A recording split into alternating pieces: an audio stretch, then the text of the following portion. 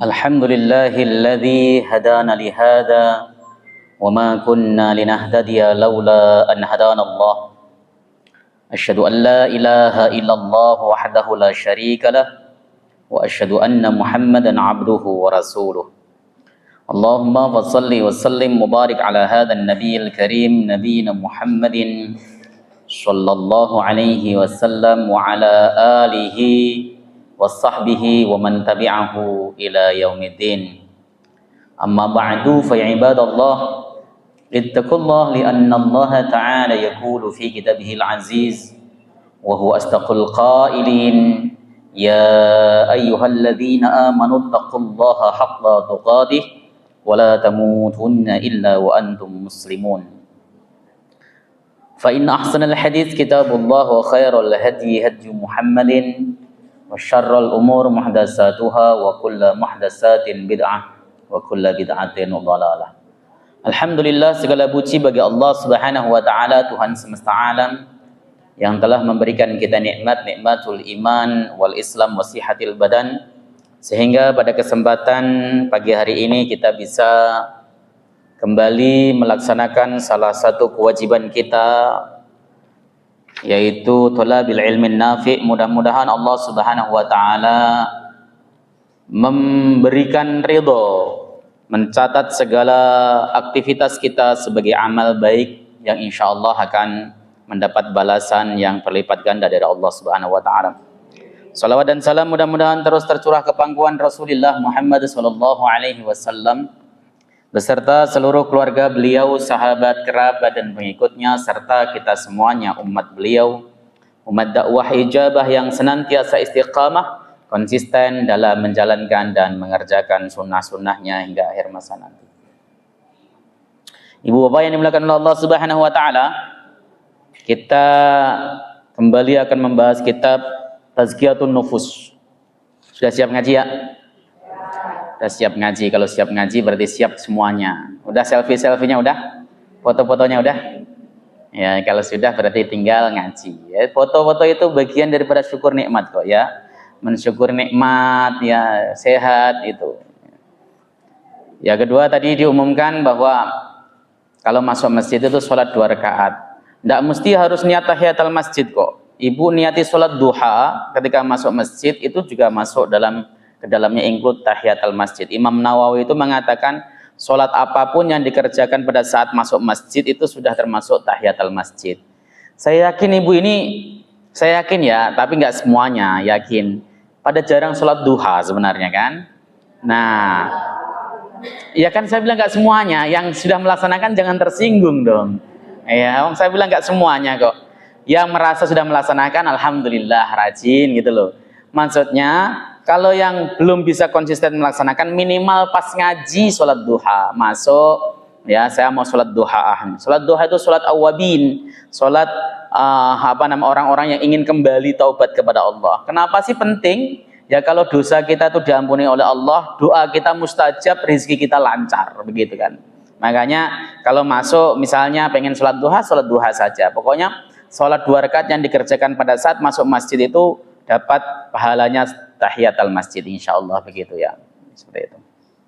Baik, kita lanjutkan. Bismillahirrahmanirrahim. Rabbana la ilma lana illa ma 'allamtana innaka antal alimul hakim. Wa tub 'alaina innaka antat tawwabur rahim.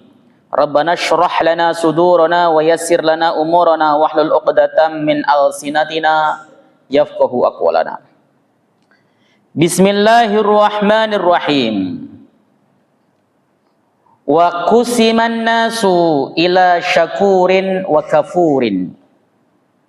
Ya, manusia itu terbagi jadi 2, syakur, pandai bersyukur, atau kafur. Kafur itu banyak kufurnya. Jadi manusia itu semuanya, kita semuanya yang hadir di sini juga itu sebenarnya berkaitan dengan masalah nikmat itu dibagi jadi 2, yaitu syakur dan kafur.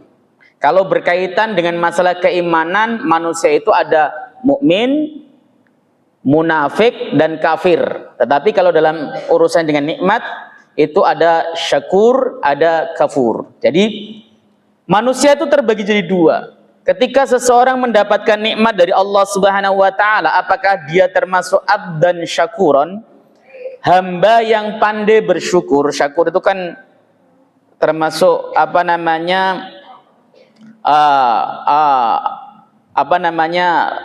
mubalaghah, orang yang sangat pandai bersyukur.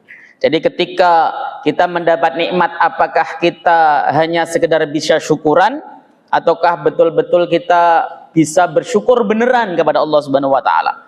Kemarin kita bahas komponen syukur itu harus ada 3. 3 ini harus menyatu dalam tubuh kita kalau kita pengen disebut sebagai abdan syakuron. Ya, yang pertama apa kemarin? Hatinya dengan batin. Hatinya itu yakin bahwa sang pemberi kenikmatan adalah Allah Subhanahu wa taala. Itu yakin. Apapun yang kita terima pada hari ini, nikmat sehat, nikmat bisa ngaji, nikmat bisa senyum, nikmat punya duit, dagangan laris, semuanya adalah pemberian Allah Subhanahu wa taala. Kalau itu kemudian sudah nongol dalam hati kita, muncul dalam hati kita, semuanya yang saya rasakan hari ini pemberian dari Allah Subhanahu wa taala, bangun subuh sehat, bangun bisa masak, bisa membuat kopi, bisa melaksanakan aktivitas apapun dengan tanpa ada halangan apapun, itu nikmat dari Allah. Siapa yang ngasih al-mun'im? Yaitu Allah Jalla wa Ala, Allah Subhanahu wa taala. Ya, ketika Allah Subhanahu wa taala itu masuk dalam hati kita, kita lalu merasa puas dengan kenikmatan yang diberikan, husnudzon sama Allah Subhanahu wa taala, bahwa apa yang diberikan kepada kita itu yang terbaik dari Allah Subhanahu wa taala untuk kita saat ini. Untuk kita saat ini itu yang terbaik. Nah, itu hanya husnudzon. Kalau suudzon kan enggak. Suudzon itu buruk sangka terus sama Allah Subhanahu wa taala. Ya Allah, saya udah usaha mati-matian, kenapa saya cuma dapat rezeki sekian? Itu namanya dia suudzon sama Allah Subhanahu wa taala. Ya Allah, pada saat sholat subuh tadi berjamaah di masjid khusyuk lagi misalnya. Ya, tapi kenapa dagangan saya kok nggak laku? Itu namanya suudzon sama Allah. Apapun yang diberikan oleh Allah Subhanahu wa taala pada diri kita hari ini adalah yang terbaik. Itu yang disebut dengan husnudzon kepada Allah Subhanahu wa taala. Karena apa? Skenario Allah Subhanahu wa taala yang terjadi pada diri kita adalah yang terbaik menurut ilmu Allah Subhanahu wa taala, bukan menurut ilmu kita. Ya, jadi pandai-pandailah bersyukur dengan hati dulu, meyakini dan menyadari kenikmatan yang kita terima itu dari Allah Subhanahu wa taala, lalu husnudzon kepada Allah Subhanahu wa taala. Kalau kita husnudzon lalu tumbuh sifat atau rasa puas dalam hati kita, maka lisan kita akan mengucapkan alhamdulillah. Itu syukur bil lisan. Jadi lidah bisa mengucap alhamdulillah itu kalau puas akan nikmatnya Allah Subhanahu wa taala. Kita mendapat kenikmatan dari Allah Subhanahu wa taala, misalnya apa? Ya, misalnya dapat sesuatu rezeki dari orang misalnya, meskipun nggak gede, tapi dia sadari itu yang memberikan kan Allah.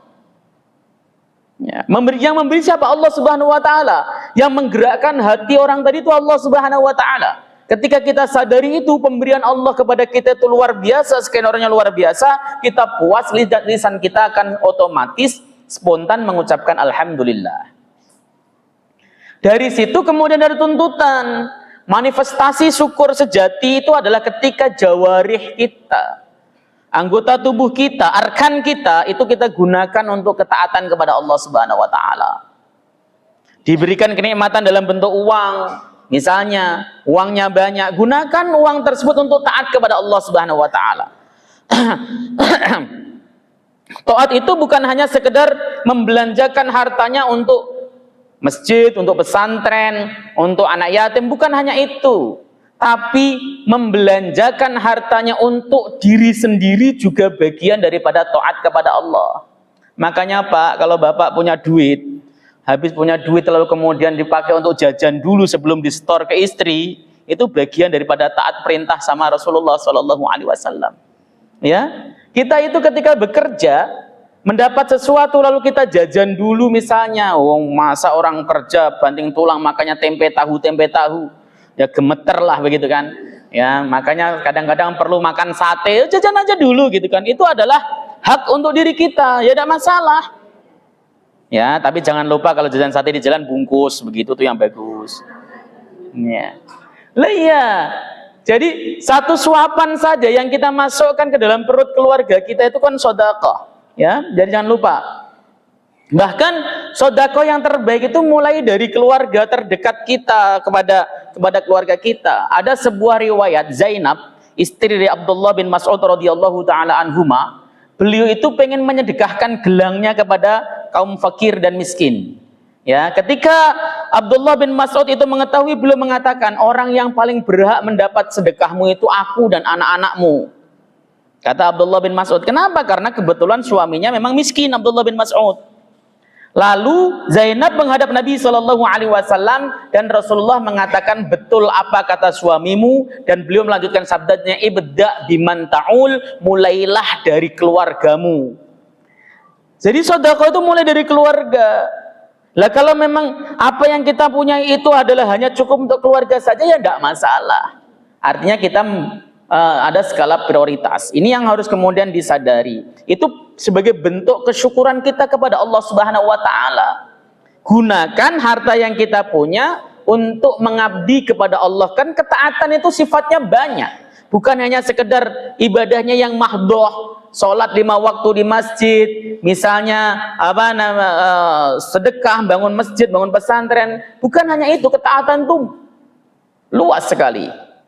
Karena taat itu adalah mengerjakan apa saja yang diperintahkan oleh Allah Subhanahu wa taala, ya fi'lul ma'murat wa tarkul manhiyat.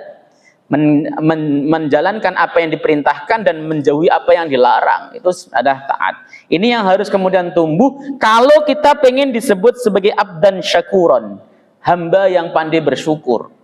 Jangan sampai punya duit nih, wah habis itu dibuat foya-foya. Jajan aja udah perutnya udah penuh sama makanan, masih aja pengen jajan. Rakus kita itu seperti itu. Atau beli pakaian mas sudah banyak, beli lagi. Ya, itu tidak manfaat. Makanya ketika kita itu pengen membeli sesuatu, ya tahan dulu sehari 2 hari. Kalau masih kita pengen, berarti memang kita membutuhkan. Tapi kalau kemudian kita tidak pengen, kok sudah lupa, berarti itu hanya keinginan sesaat.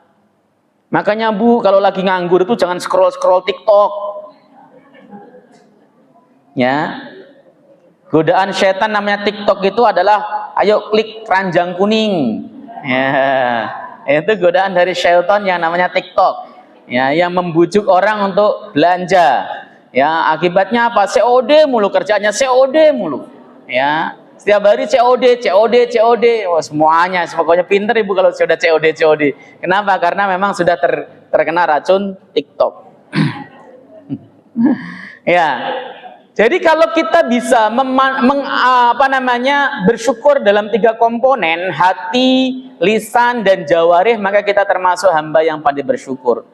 Duitnya makin banyak, badannya makin sehat, fisiknya makin bagus, makin rajin ke masjid bagi bapak-bapak, ibu-ibunya juga makin solehah, itu namanya pandai bersyukur. Kan banyak orang naik jabatan, semakin naik jabatan ke masjid makin jarang.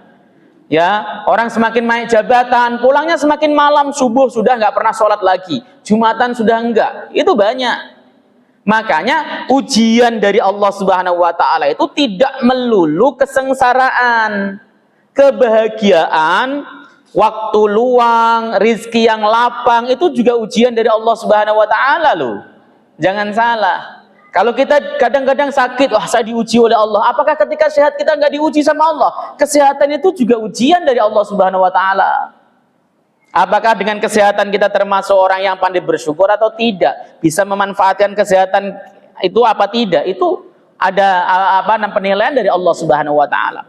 Ya, kadang kita kalau nggak punya duit, wah saya diuji nggak punya duit. Punya duit banyak juga ujian. Bahkan Sayyiduna Umar bin Khattab radhiyallahu taala anhu, ya, sebagaimana dikutip oleh Ibnu Qudamah Al-Maqdisi dalam kitabnya Mukhtasar Minhajul Qasidin, orang itu banyak yang tidak kuat ketika diuji dengan kenikmatan, dengan keluasan rezeki, itu banyak yang gagal.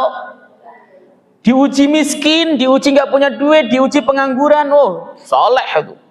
Begitu nganggur itu sholat tahajudnya rajin, baca Qur'annya rajin, ya, sholat jamaahnya rajin, nganggur kan. Begitu sudah dapat kerjaan, boro-boro sholat tahajud, sholat 5 waktu sudah ketinggalan, Jumatan udah kagak, itu serius. Itu ujian loh dari Allah Subhanahu wa taala. Maka jangan kemudian ketika kita ketemu orang yang sakit, sabar ya, ibu baru diuji. Lah ibu juga diuji loh, jangan salah. Kita semuanya diuji oleh Allah Subhanahu wa taala, ya. Kan tujuannya apa? Kita diuji sama Allah.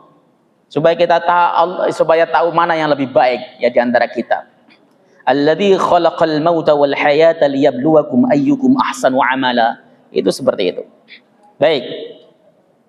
Nah, kalau kita gagal sebagai hamba yang syakur, yang pandai bersyukur, maka kita akan masuk kelompok sebagai orang yang kafur.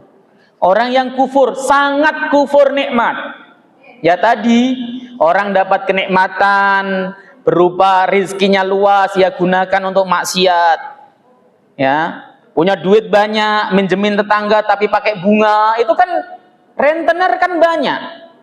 Ya, bahkan ada rentenir itu yang statusnya sudah haji loh, jangan salah. Minjem duit 1 juta, bayarnya harus 1.500.000. Orang mau sekarat mati saja masih digituin. Kan ceritanya ada orang mau sekarat. Kayaknya sudah nggak lama lagi karena mau sekarat mau dibawa pulang kampung. Nyewa ambulan ternyata mahal. Bayarnya 1 juta. Nah, minjemlah sama rentenir tersebut, ya.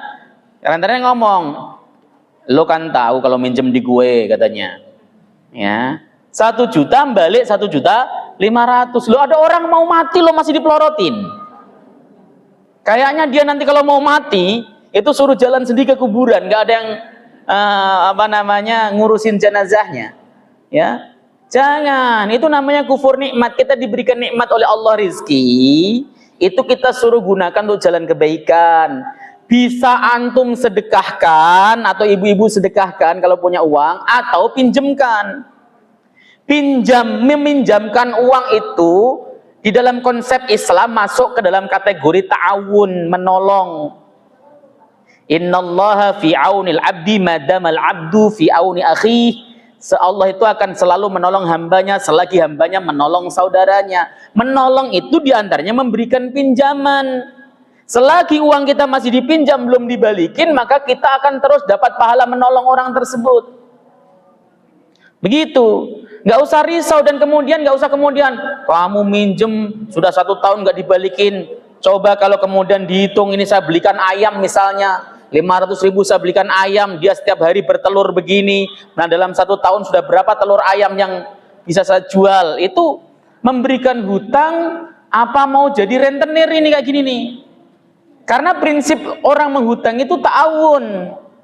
Ya, ta'awun. Maka tidak boleh ada kelebihan, nggak boleh kita melebihkan, artinya menarik manfaat darinya.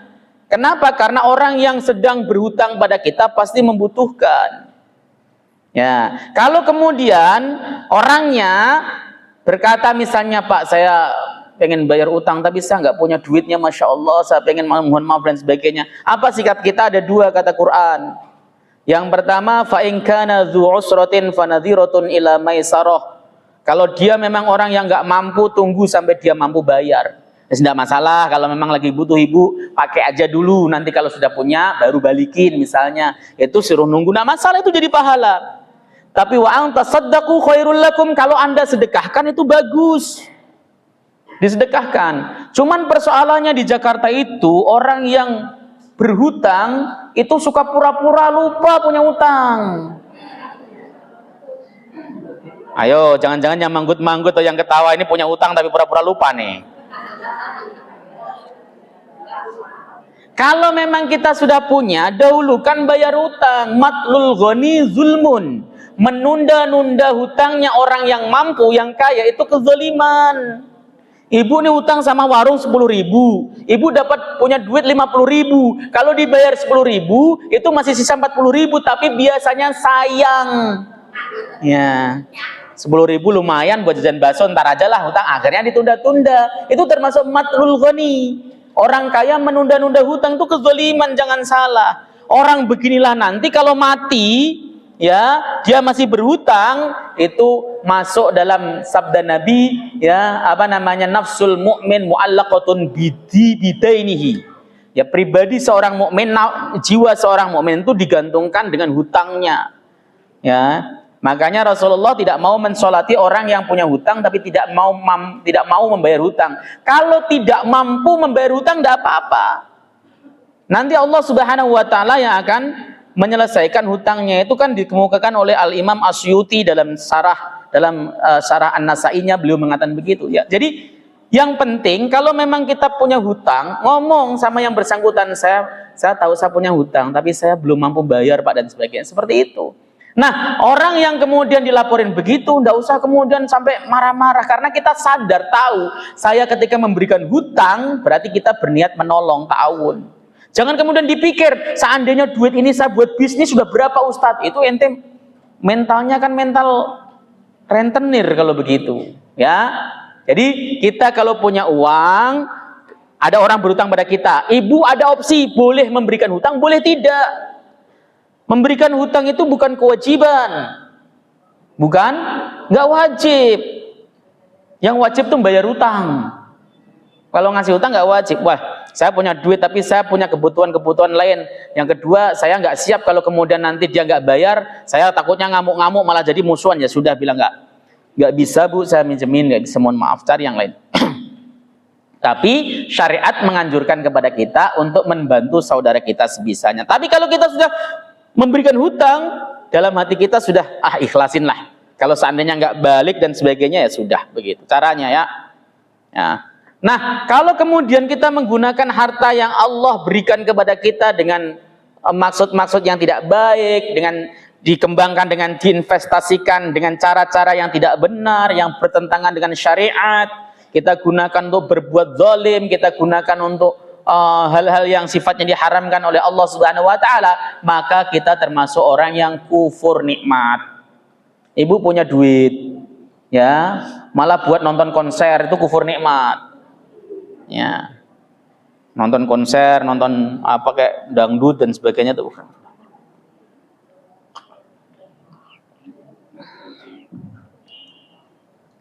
Fabghadul asya ilaihil kufru wa ahlu.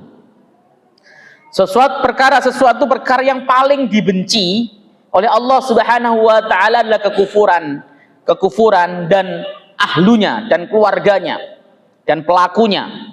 Jadi sesuatu hal yang paling dibenci oleh Allah itu kekufuran, kufur nikmat. Kufur itu ada namanya kufur yang pelakunya itu yang melakukan bisa al-khuruj 'anil millah, keluar dari agama Allah, artinya dia bisa murtad. Ada yang kufrun duna kufrin, kufur tapi tidak menjadikan pelakunya itu keluar dari agama Allah Subhanahu wa taala. Salah satunya adalah kufur nikmat itu tadi.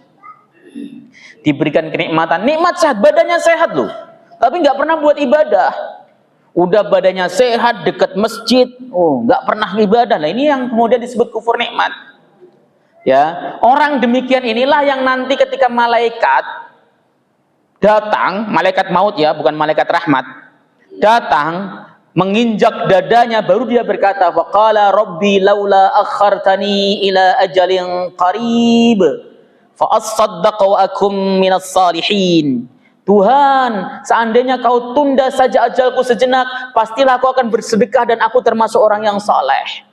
Kenapa? Karena dia merasa bahwa ketika hidup di dunia dia toleh, dia nggak taat kepada Allah, dia punya fisik bagus tapi tidak pernah ibadah, ya.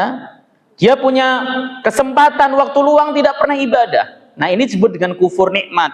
Allah kasih kenikmatan, jadi jangan pernah kita menganggap kenikmatan itu hanya sekedar duit. Wah, nikmat itu ya duit Ustadz, bukan. Banyak sekali kenikmatan yang tidak harus fulus. Begitu ya. Jadi ibu dikasih hari ini bisa nafas, nikmat bukan? Nikmat. Coba ibu misalnya diukur saturasi oksigennya cuma 85, itu nggak enak Bu, nafas tuh. Serius, ngap-ngapan, nggak enak.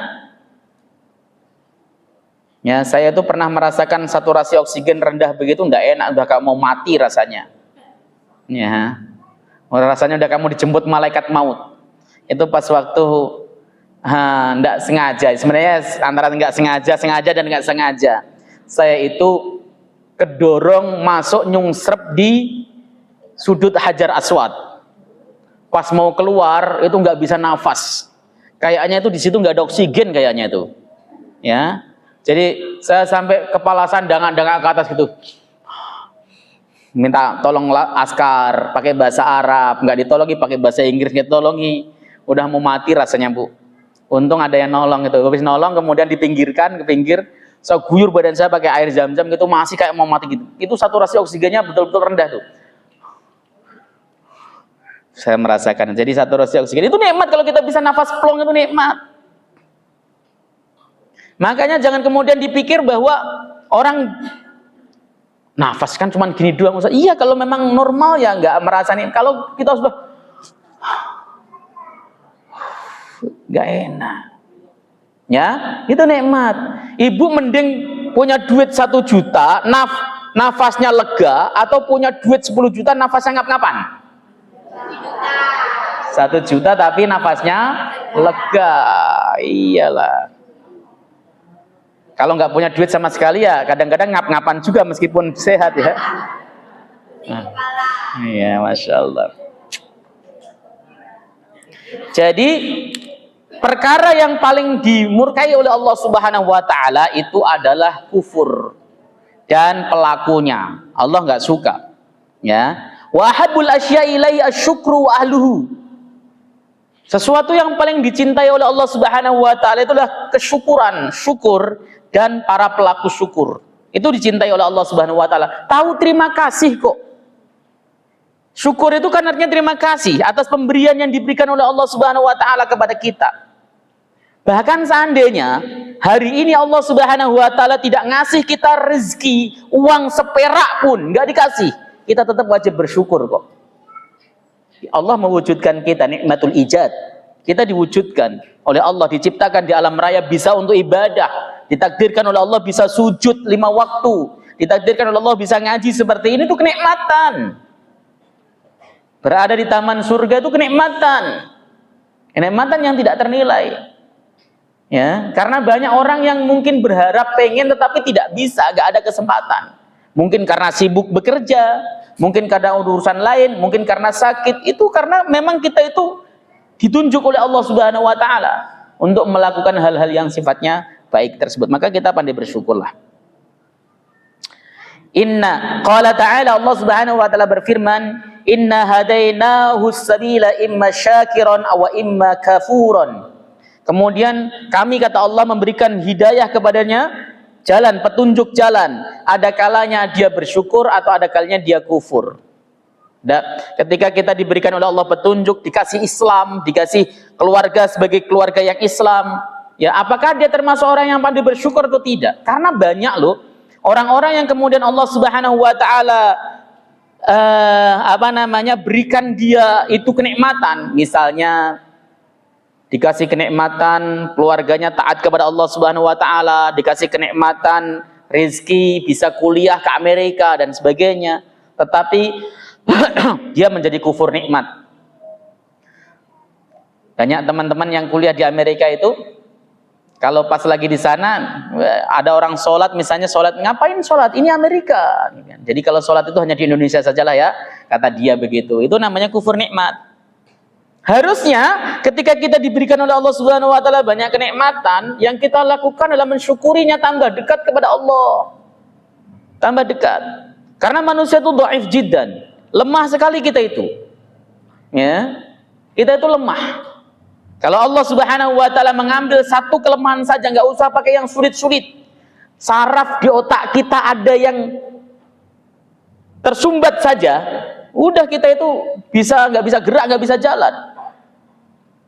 Ya. Jadi ini yang harus kemudian kita nikmati. Di otak itu ada pembuluh darah yang kecil-kecil sifatnya itu.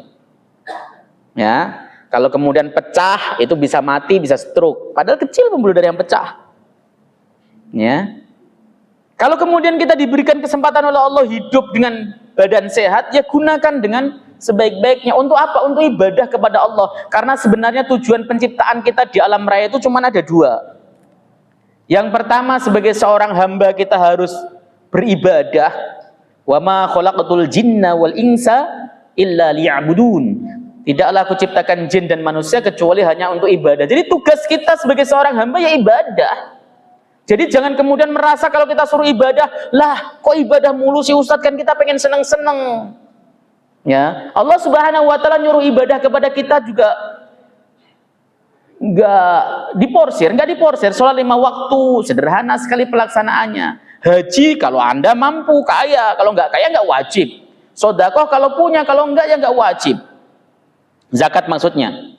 Ya, puasa bulan Ramadan kalau kuat, kalau nggak kuat juga boleh diganti dengan fidyah misalnya. Ya, ini adalah perintah-perintah Allah yang sifatnya itu sangat egaliter aslinya itu. Cuman kita saja yang kadang-kadang merasa menganggap kita bosan ibadah terus. Bosan. Sampai kapan sih Ustadz saya harus ngaji sampai mati? Jadi ibu sholatnya sampai kapan? Sampai mati. Lama apa sebentar? Itu karena ibu merasa umurnya panjang. Jadi lama. Jadi orang yang menganggap, oh ibadah kita sampai kapan Ustadz? Sampai mati. Waduh lama amat Ustadz. Karena kita merasa umur kita kalau besok mati kita udah nggak sholat lagi. Disolatin. Kalau besok ini kita mati, ya, kita sudah tidak melaksanakan kewajiban lagi. Maka wa'bud rabbaka hatta ya'tiyakal yaqin. Beribadalah kamu kepada Tuhanmu sampai datang kepadamu al-yaqin, kematian. Sudah. Kalau kita dianggap ya lama, ya mudah-mudahan lama lah ya, ibadah ibu lama berarti umurnya juga panjang ya, tapi kan kita tidak tahu ajal kita. Sementara kita ibadah sebaik-baiknya saja, tidak usah mikirin sampai kapan, tidak usah. Ada kesempatan ngaji, ada kesempatan baca Quran, ada kesempatan ibadah selagi masih bisa. Sampai kapan tadi ngaji?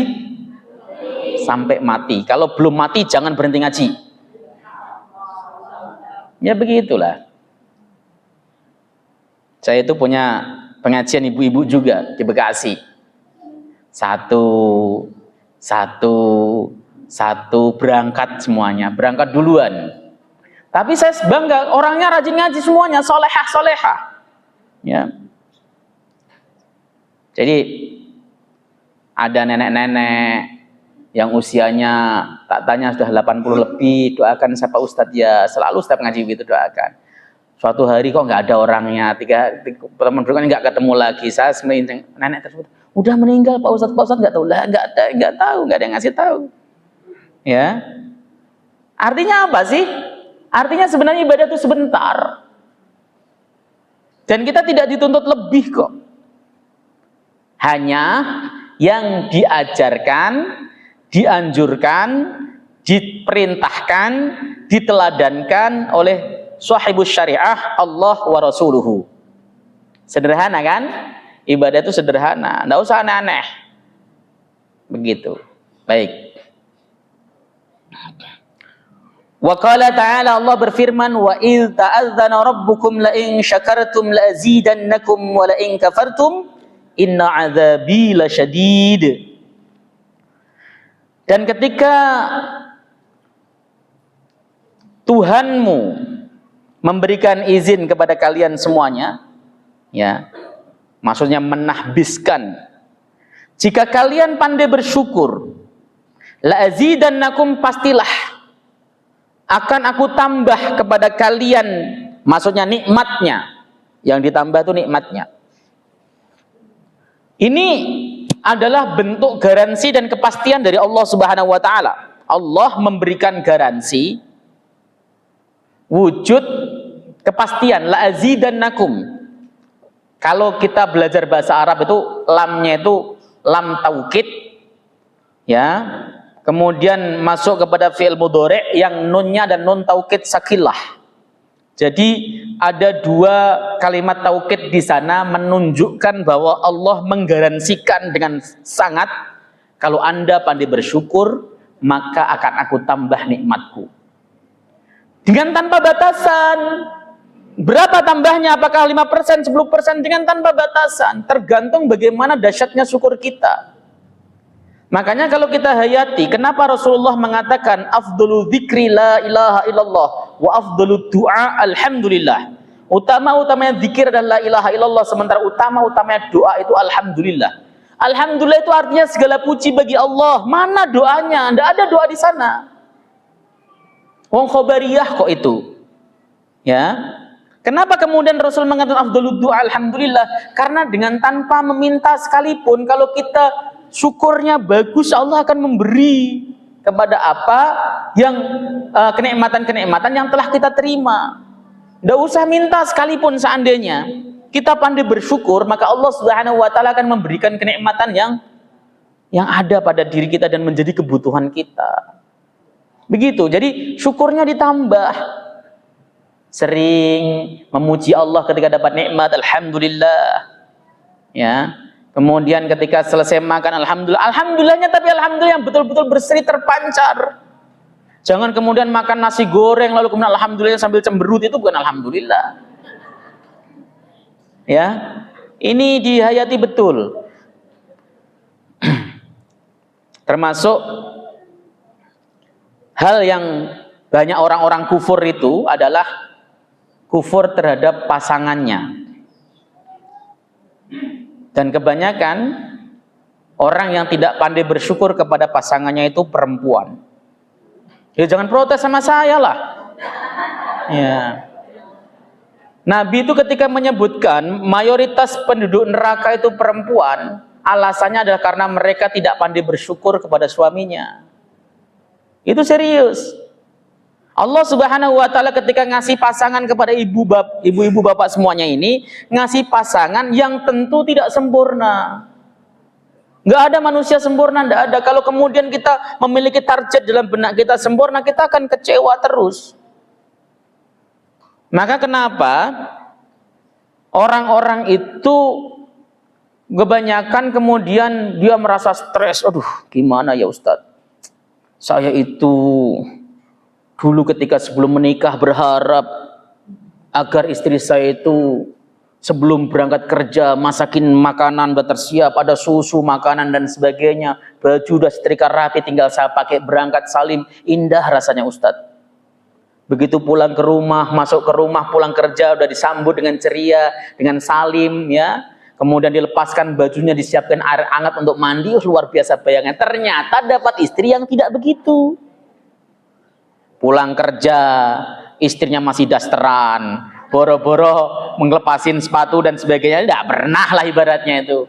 Berangkat kerja, tidak pernah nyediain apa-apa. Kecewa, kenapa? Karena tadi dia memiliki sosok sempurna di dalam benaknya, dalam otaknya, dalam hatinya, yang tidak bisa disingkirkan. Oh iya, itu adalah sosok idealis dia. Sekarang buang taruh yang realistis yang ada di hadapan kita. Ketika kita mendapatkan seseorang yang kurang sempurna, kita mampu bertahan, memaklumi, oh iya, dia tidak sempurna, saya juga tidak sempurna. Kita saling menasihati, itu ibadah bersama loh, jangan salah. Kan orang kan pengennya nuntut sempurna terus. Ya. Waktu dulu, waktu kenalan udah diomongin penghasilan saya itu 7 juta, tapi nolnya hilang 1.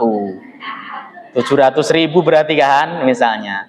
Sebenarnya dia kan tahu, tapi udah begitu nikah, sono kerja lagi, gini-gini, masa 700 nggak cukup lah. Kemarin udah dikasih tahu, ayolah pandai bersyukur, ya, pandai bersyukur. Apa ya? Ke surga itu akan terasa indah, nikmat kalau bisa bergandengan tangan dengan pasangan, diikuti anak-anaknya. Itu seperti itu, ya. Baik. Jadi kalau kita pandai bersyukur, itu kuncinya pandai bersyukur tadi. Udah syukuri saja. Syukuri dengan baik. Oh ya, kebaikannya lebih banyak. Kita kalau mau ingat keburukannya, oh ya, kebaikannya banyak sekali ternyata. Begitu. Ya serius. Manusia itu nyusahin, Bu. Dikasih suami yang rajin bekerja, hampir setiap waktu bekerja, nyari duitnya hebat, luar biasa. Diprotes. Orang nyari duit sampai sebegitunya, sampai lupa rumah. Kita juga punya hak untuk diperhatikan sekali-kali gitu. Ya, di rumah gini, wah pokoknya luar biasa. Begitu suaminya di rumah, terus diomelin juga. Maunya gimana? Ya. Iya. Makanya coba pintar bersyukur, karena tidak ada manusia yang sempurna di dunia ini. Nggak ada yang sempurna. Ya. Saya punya seorang teman, ya, dia ketika mau menikah dengan seorang ustadz, Itu dia membayangkan kehidupan, ini perempuan ya, dia membayangkan kehidupan nanti suami saya seorang ustadz, saya tentu diajari ngaji, ya, diajak sholat tahajud bareng, diajak, pikirannya luar biasa. Ya ternyata ketika sudah menikah, apa yang dibayangkan nggak ada. Boro-boro diajari ngaji, boro-boro tahajud bareng, suaminya yang ustadz ini subuh aja kesiangan terus. Loh ini fakta kok, sampai terjadi cerai.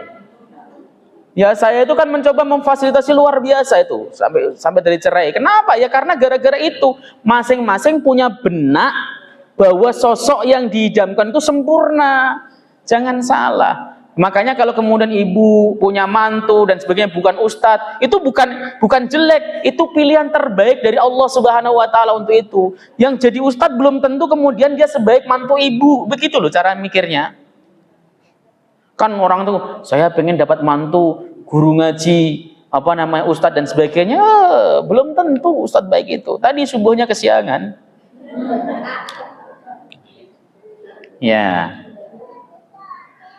Itu salah satu kasus, tapi yang non ustadz yang kasusnya parah juga banyak. Ini kan sebagai autokritik saja. Jadi kan kemudian kita itu mematok mantu saya harus begini, enggak. Ketika kita doa itu, ya Allah berikanlah hamba menantu yang baik, yang soleh solehah. Jangan dipatok, apalagi disebut namanya, jangan.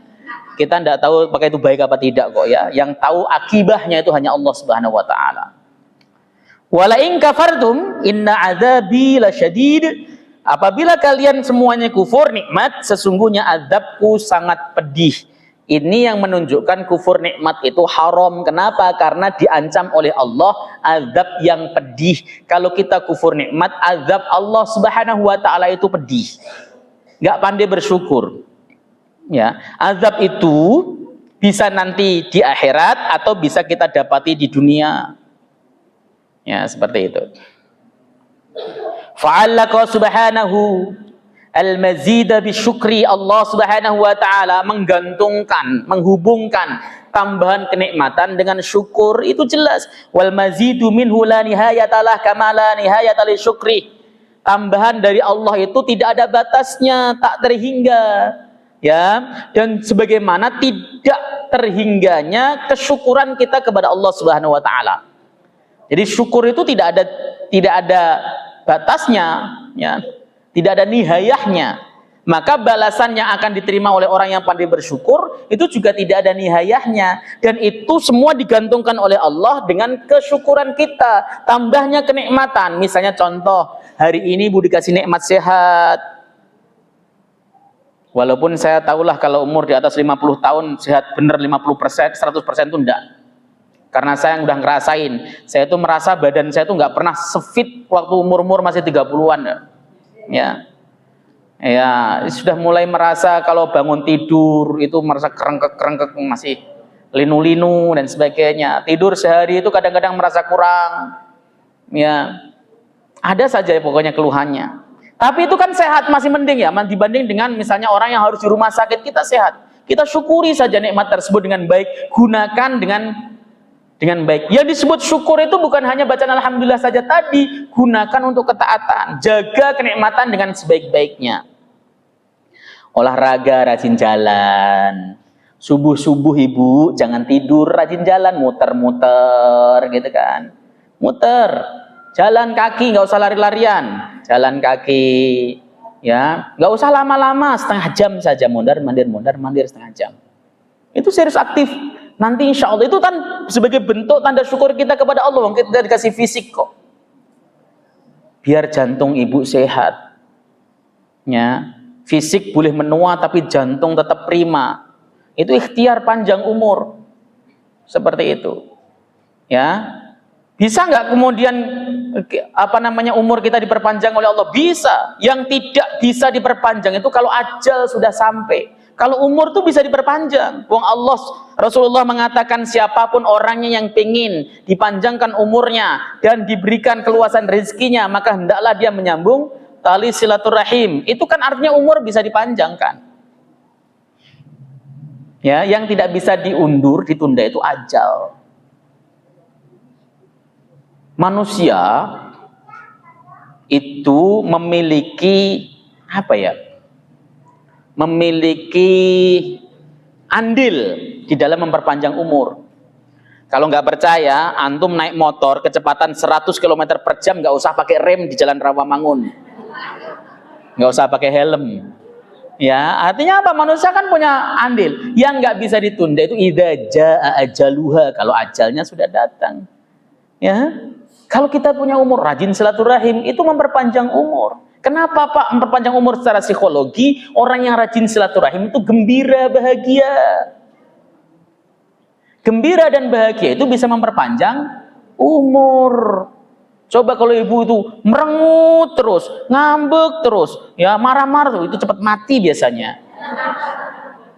Ya, penyakitnya tuh ada darah tinggi dan sebagainya, ya, kolesterol.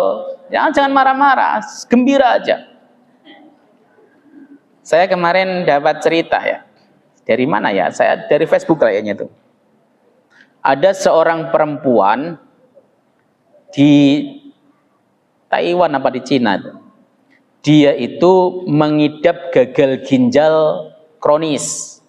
Artinya sudah tidak bisa dua-duanya. Dia masih muda, umur 27 tahun, gagal ginjal kronis. Kemudian dia disarankan oleh teman-temannya untuk pasang iklan, dia pengen menikah dengan seseorang yang penyakitnya juga kronis juga. Ya, tidak ada harapan hidup. Tapi dengan perjanjian kalau dia mati ginjalnya mau dipasang kepada dirinya.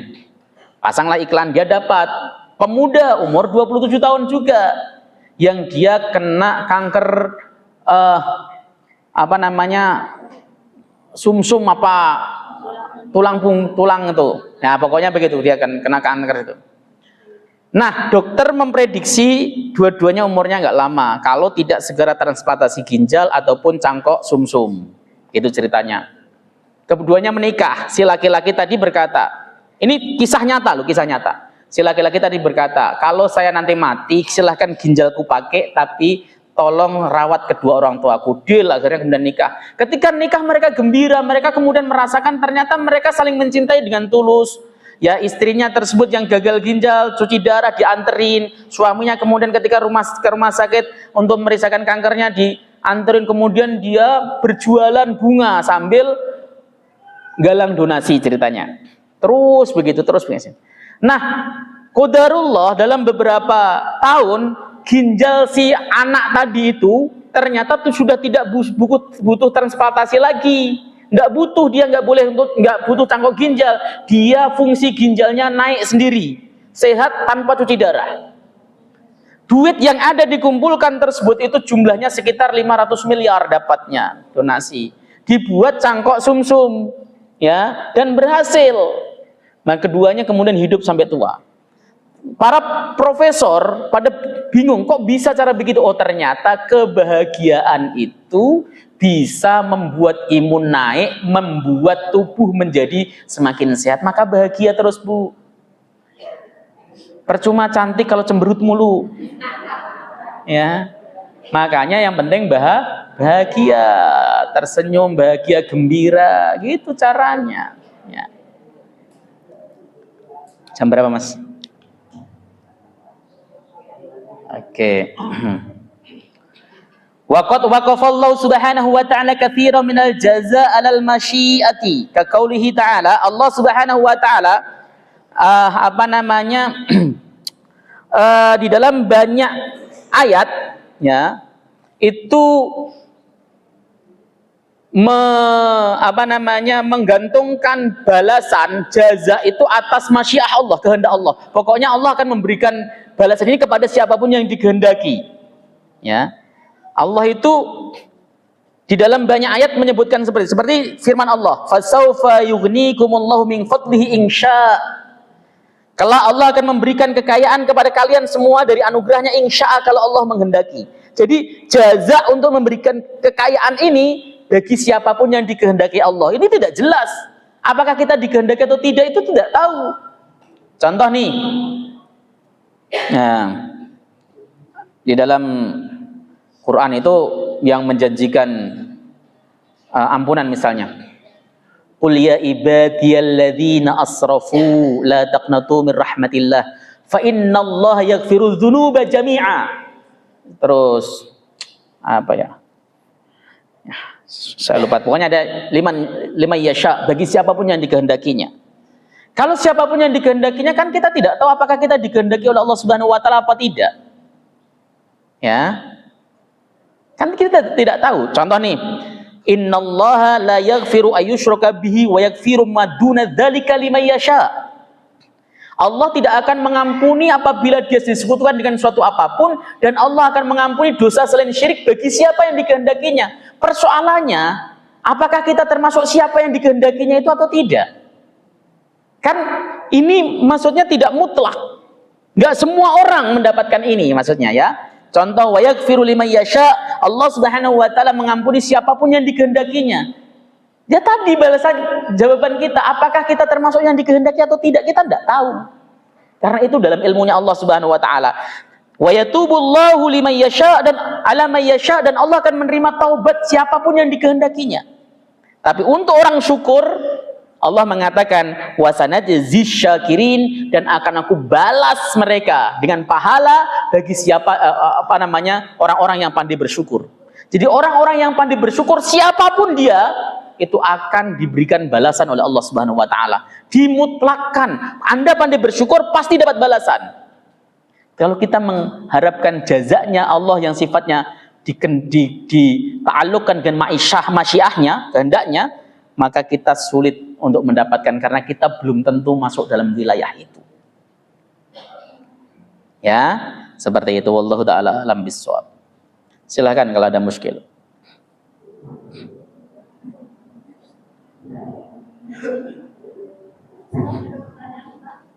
Silakan Bu. Waalaikumsalam warahmatullahi wabarakatuh.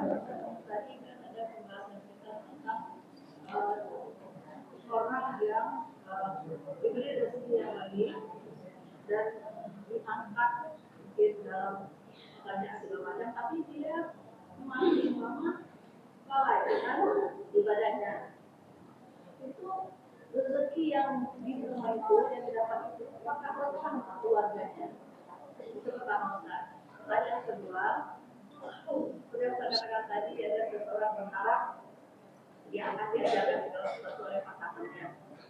Maka kita tidak boleh berharap ingin kita itu sejalan gitu loh, bersama. Maksudnya beribadahnya ya bersama gitu. Jadi untuk mengharap